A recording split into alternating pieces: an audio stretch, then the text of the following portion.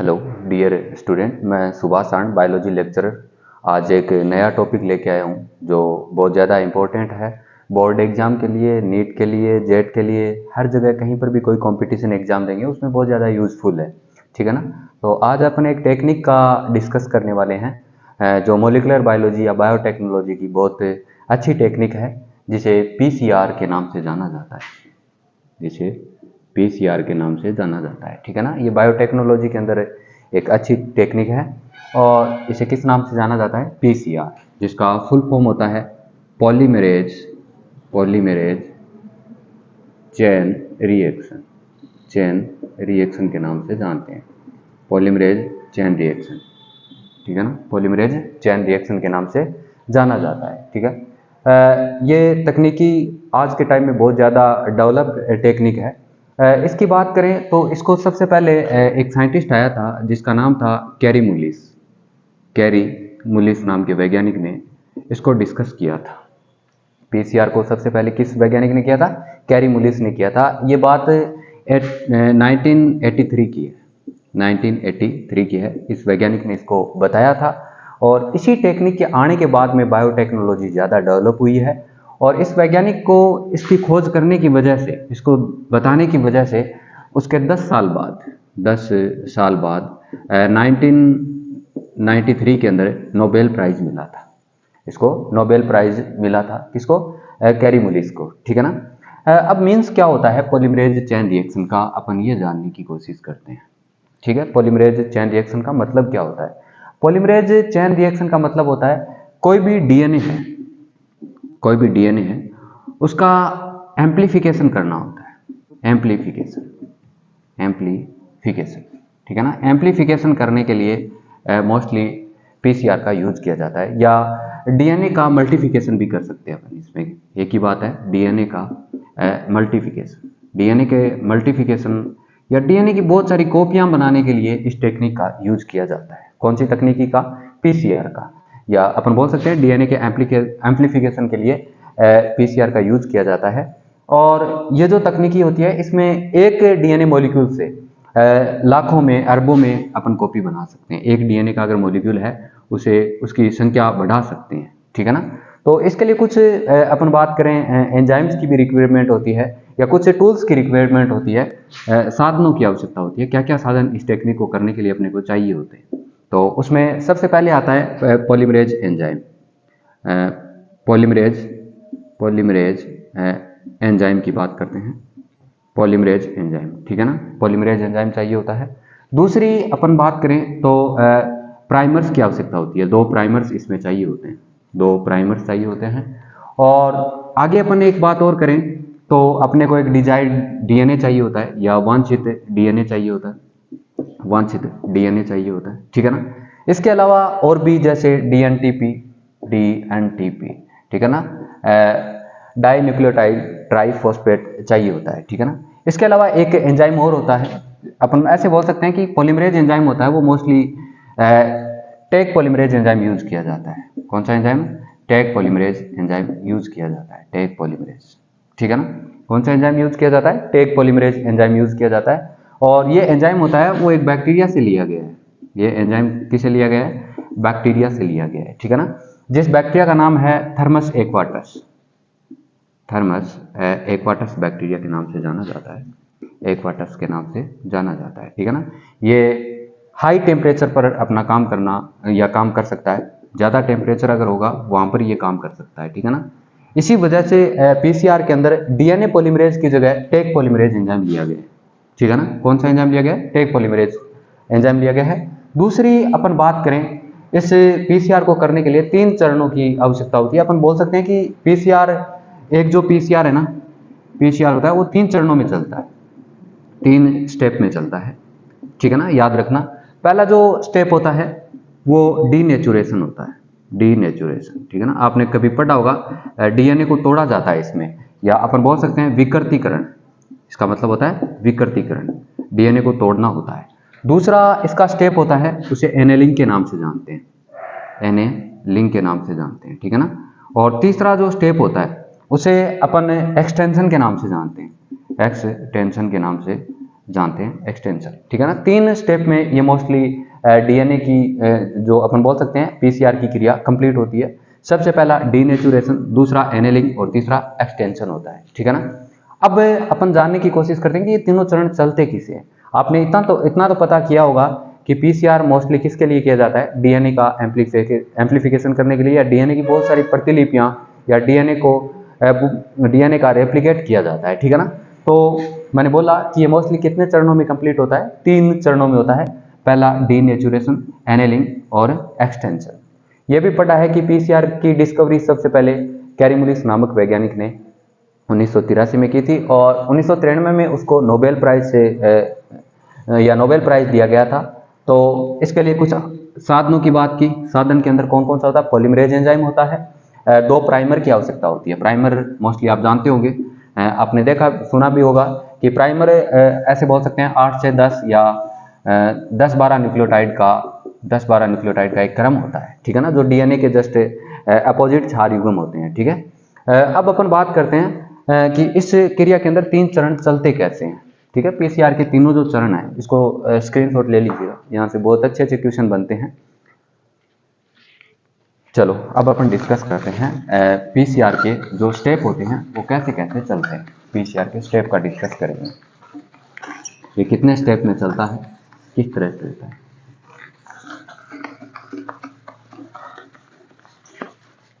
इसको अपने को कंप्लीट करने के लिए तीनों स्टेप का डिस्कस करना है। और मैंने बोला है कि कोई भी अगर अपने को डीएनए का मल्टीप्लिकेशन करना है या पीसीआर चक्कर चलाना होता है, तो उसके लिए अपने को डिजायर्ड डीएनए चाहिए होता है या वांछित डीएनए चाहिए होता है। तो सबसे पहले मैं एक डीएनए बना रहा हूँ यहाँ पर, ठीक है ना। सबसे पहले क्या बना रहा हूँ, एक डीएनए बना रहा हूँ। मोस्टली डीएनए के 2 स्टैंड होते हैं, डबल स्टैंड होता है डीएनए, एक 5 प्राइम होता है और दूसरा 3 प्राइम होता है, ठीक है। एक इसका 3 प्राइम होगा तो ये कौन सा होगा, 5 प्राइम होगा। और बीच में आपको पता ही है कि नाइट्रोजन बेस प्रेजेंट होते हैं, नाइट्रोजन क्षारक प्रेजेंट होते हैं, ठीक है ना। नाइट्रोजन क्षारक प्रेजेंट होते हैं। इस तरह से नाइट्रोजन क्षारक आपस में हाइड्रोजन बॉन्डिंग किए हुए प्रेजेंट होते हैं, ओके। अब अपन देखते हैं, ये अपन ने डबल स्टैंड डीएनए बनाया है, और अब देखते हैं ये डबल स्टैंड डीएनए है। तो अपन ने बोला था 3 स्टेप में चलता है। पहला डीनेचुरेशन पढ़ा था, और दूसरा स्टेप अपन ने किया था एनेलिंग। कौन सा किया था, एनेलिंग किया था। और तीसरा स्टेप अपन ने एक्सटेंशन किया था, एक्सटेंशन, ठीक है ना, जिसे विस्तार भी बोल सकते हैं अपन। 3 स्टेप देखे थे। तो सबसे पहला स्टेप होता है जिसे डीनेचुरेशन कहते हैं। कौन सा कहते हैं, डीनेचुरेशन कहते हैं। डीनेचुरेशन का मतलब होता है डीएनए को तोड़ा जाता है। डीनेचुरेशन का मतलब क्या होगा, डीएनए को तोड़ा जाता है। यहाँ पर टेम्परेचर दिया जाता है डीएनए को, लगभग अपन बोल सकते हैं 96 डिग्री सेंटीग्रेड देते हैं। कितना देते हैं, 96 डिग्री टेम्परेचर देते हैं, जिसकी वजह से डीएनए ब्रेक डाउन हो जाता है। जिसकी वजह से डीएनए क्या हो जाएगा, ब्रेक डाउन हो जाएगा। 1 से कितने में टूट जाएगा, 2 में टूट जाएगा। क्योंकि यहाँ पर जो नाइट्रोजन क्षारक थे वो आपस में हाइड्रोजन बंध द्वारा जुड़े हुए थे, वो क्या हो जाते हैं, टूट जाते हैं, ठीक है। तो अपन ने बनाया है कि ये एक 5 प्राइम है और दूसरा कौन सा है, 3 प्राइम है। इधर कौन सा है, 3 प्राइम है, तो यहाँ पर 5 प्राइम है, ठीक है। आपने ये भी पढ़ा होगा कि प्राइमर मोस्टली 3 प्राइम एंड पे जुड़ते हैं। कौन से में, 3 प्राइम में। तो आपने देखा कि जब इसमें 96 डिग्री टेम्परेचर दिया गया तो डीनेचुरेशन की क्रिया हुई और डीएनए एक स्टैंड से कितने स्टैंड में कन्वर्ट हो गया, 2 स्टैंड में हो गया। अब अपना सेकंड स्टेप स्टार्ट हो जाता है, जिसे एनेलिंग बोलते हैं, जिसे एनेलिंग के नाम से जाना जाता है, ठीक है ना। एनेलिंग के नाम से जाना जाता है। और इसमें क्या होता है, मोस्टली अपन ने जो देखा था कि आवश्यक कोई टूल्स होती है, उसमें अपन ने लिखा था कि प्राइमर अपने को चाहिए होता है। क्या चाहिए होता है, ये 5 प्राइम है मान लो, और ये कौन सा है, 3 प्राइम है, और ये 3 प्राइम है, तो ये कौन सा है, 5 प्राइम है, ओके। ये मान लो इस तरह से नाइट्रोजन बेस है। अब इस डीएनए के अंदर अपन बोल सकते हैं कि प्राइमर को जोड़ दिया जाता है। एनेलिंग के अंदर अपन मोस्टली प्राइमर को जोड़ते हैं। प्राइमर मैंने बोला था 8, 10 या 12 न्यूक्लियोटाइड का एक सीक्वेंस होता है जो डीएनए के अपोजिट होता है। यहाँ पर इस प्राइमर को क्या कर दिया जाता है, ऐड कर दिया जाता है। मोस्टली प्राइमर 3 प्राइम एंड पे जुड़ता है, याद रखिएगा इसको। और इधर की तरफ प्राइमर जुड़ जाता है, इधर की तरफ प्राइमर जुड़ जाता है। यहाँ पर ये प्राइमर जुड़ गया, जस्ट अपोजिट नाइट्रोजन क्षारक का क्रम है।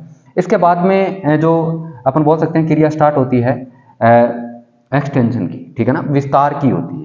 इसे विस्तार भी बोलते हैं। विस्तार की क्रिया स्टार्ट हो जाती है और इस क्रिया के अंदर अपन मोस्टली एक एंजाइम की बात की थी जिसे टैग पॉलीमरेज एंजाइम कहा था। किस नाम से जाना था? Tag polymerase enzyme. और ये एंजाइम डाल देते हैं, प्लस में कुछ DNTP भी डाल देते हैं, DNTP डाल देते हैं, जिसकी वजह से एक डीएनए से 2 डीएनए का निर्माण हो जाता है। ये देखो 2 डीएनए बनाए थे अपन ने, अलग अलग है, प्राइमर जोड़ा, प्राइमर ने जोड़ने के बाद में इसमें एंजाइम डाला, कौन सा डाला? Tag polymerase. टैग पॉलीमरेज ने इन प्राइमर के अंदर सिंथेसिस कर दिया, संश्लेषण कर दिया, जिसे कितने बन गए? एक डीएनए से 2 डीएनए बन गए। ये 5 प्राइम हो गया और ये 3 प्राइम, और ये 3 प्राइम हो गया, ये 5 प्राइम हो गया, ठीक है ना। ये भी 5 प्राइम, ये 3 प्राइम, ये 3 प्राइम और ये 5 प्राइम। इस तरह से एक अपन बोल सकते हैं साइकिल चलता रहता है। और साइकिल चलने के दौरान अगर इसके 30 साइकिल चला दिए जाते हैं, कितने साइकिल चला दिए जाते हैं? ऐसा तो एक ही साइकिल चला है, 1 से 2 बने, ऐसे अगर 30 साइकिल चला दिए जाते हैं तो अपन बोल सकते हैं इसकी मिलियंस कॉपी बन सकती है। कितनी बन सकती है? मिलियंस कॉपी बन सकती है, ठीक है ना। बहुत सारी संख्या में ये बन सकते हैं और इसीलिए पीसीआर चक्कर करवाया जाता है। ये मोस्टली इन विट्रो कंडीशन में करवाया जाता है। इन विट्रो, आपने नाम सुना होगा, एक इन विवो होता है, एक इन विट्रो होता है। मतलब इसको कल्चर मीडियम में बनाया जाता है। किस में बनाया जाता है? कल्चर मीडियम के अंदर बनाया जाता है। तो अपन ने क्या पढ़ा? पीसीआर को पढ़ा। पीसीआर का मतलब होता है कोई डीएनए लेते हैं, डीएनए के अंदर पहली स्टेप डीनेचुरेशन करवाते हैं, 96 डिग्री टेम्परेचर देते हैं। जैसे ही देते हैं, एनेलिंग की क्रिया होती है, वो मोस्टली 55 डिग्री सेंटीग्रेड पर होती है, ठीक है ना। और 96 डिग्री पे डीएनए को मोस्टली अपन बोल सकते हैं 1 मिनट तक रखते हैं। कितने रखते हैं? 1 मिनट तक रखते हैं। और 55 डिग्री सेंटीग्रेड 45 मिनट तक रखते हैं, ठीक है ना। ये भी याद रखना। और फिर जो विस्तार एक्सटेंशन की जो क्रिया होती है उसमें डीएनए को टेम्परेचर 72 डिग्री सेंटीग्रेड दिया जाता है। कितना दिया जाता है? 72 डिग्री। और ये मोस्टली 2 मिनट तक रखा जाता है। कितना तक रखा जाता है? 2 मिनट तक। इस टेम्परेचर की वजह से ही इसे थर्मोसाइक्लर के नाम से भी जाना जाता है। थर्मोसाइक्लर रिएक्शन के नाम से जाना जाता है पीसीआर को। कैसे? क्योंकि इसमें टेम्परेचर को अपन कम या ज्यादा कर सकते हैं, टेम्परेचर को कम या। तो अपन ने देखा कि अपन बोलते हैं कि विस्तार की जो क्रिया थी, एक्सटेंशन की जो क्रिया थी, वो कितने डिग्री टेम्परेचर पर होती है? 72 डिग्री सेंटीग्रेड टेम्परेचर पर होती है और 2 मिनट के लिए। ये क्वेश्चन बहुत बार पूछे जाते हैं कि डीनेचुरेशन की क्रिया कितने टेम्परेचर पर होती है और कितने मिनट तक चलती है, और अपन एनेलिंग की क्रिया कितने टाइम करवाते हैं, कितने टेम्परेचर पर करवाते हैं, और विस्तार की एक्सटेंशन की क्रिया कितने टाइम करवाते हैं। तो ये मोस्टली पूछा जाता है। अपने को करना क्या था? पीसीआर के अंदर एक डीएनए होता है, उसकी बहुत सारी कॉपी थी। डीएनए को पहले तोड़ा, तोड़ने के बाद में उसमें सिंथेसिस किया, उसमें एनेलिंग की, एनेलिंग करने के बाद में उसका विस्तार कर दिया गया था। तो इस तरह से अपने पीसीआर को पढ़ा। पीसीआर का मीन्स क्या था? Polymerase chain reaction. एक ये थर्मोसाइक्लर रिएक्शन है और ये रिएक्शन ये कभी बंद नहीं होती, ठीक है। इसलिए पॉलीमरेज चेन रिएक्शन के नाम से जानते हैं। इसकी खोज कैरीमुलेस ने की थी। कब की थी? ये भी अपन ने डिस्कस किया। इसका यूज किस में करते हैं मोस्टली? ये क्यों प्रयोग करते हैं मोस्टली? ये अपन ने ये तो पढ़ा है कि ये इन विट्रो कंडीशन में काम में ली जाती है। कौन सी कंडीशन में? इन विट्रो कंडीशन, लेबोरेटरी में बनती है। अगर अपन बात करें, इसका यूज होता है वो बहुत सारी डिजीज को देखने के लिए किया जाता है कि कौन सी डिजीज है। इसमें मोस्टली एड्स के अंदर करते हैं और कैंसर जैसी डिजीज के अंदर करते हैं, ठीक है ना। और कुछ अपन ऐसे भी कंडीशन देखते हैं जहाँ पे डीएनए की मात्रा बहुत कम होती है। उस डीएनए की मात्रा को बचाने के लिए उसमें ऐसा कई बार ऐसा हो जाता है, कोई अपने पास डीएनए का एक ही सैंपल है, दूसरा नहीं है। ये डर भी रहता है कि एक डीएनए का सैंपल है, अगर उसका अपने एक्सपेरिमेंट कर लिया तो वो नष्ट भी हो सकता है। तो उसको बचाने के लिए इसका मल्टीप्लिकेशन किया जाता है। अगर एक सैंपल अपने को मिल गया तो उसमें हजारों करोड़ों की संख्या में मोस्टली पीसीआर के द्वारा डीएनए की मात्रा बढ़ा सकते हैं, ठीक है ना। तो बहुत सारी के लिए इसका यूज किया जाता है, डिजीज एड्स और कैंसर का। अपन ने देखा कि एड्स और कैंसर जैसी बीमारी के अंदर इसका यूज होता है, ठीक है ना। तो ये था पीसीआर। अपने डिस्कस किया, कोशिश की कि कैसा क्या होता है। इसमें अपन ने देखा डीएनए था, डीएनए को तोड़ा, उसमें एनेलिंग की और उसका बहुत सारी कॉपी बनाई, ठीक है ना। मिलियंस में अपन बना सकते हैं। लगभग अपन बोल सकते हैं कि 30 साइकिल चला देते हैं तो 20 या 25 लाख के अंदर अपन डीएनए प्राप्त कर सकते हैं, ठीक है ना। तो अपन ने ये जानने की कोशिश की। Thank you.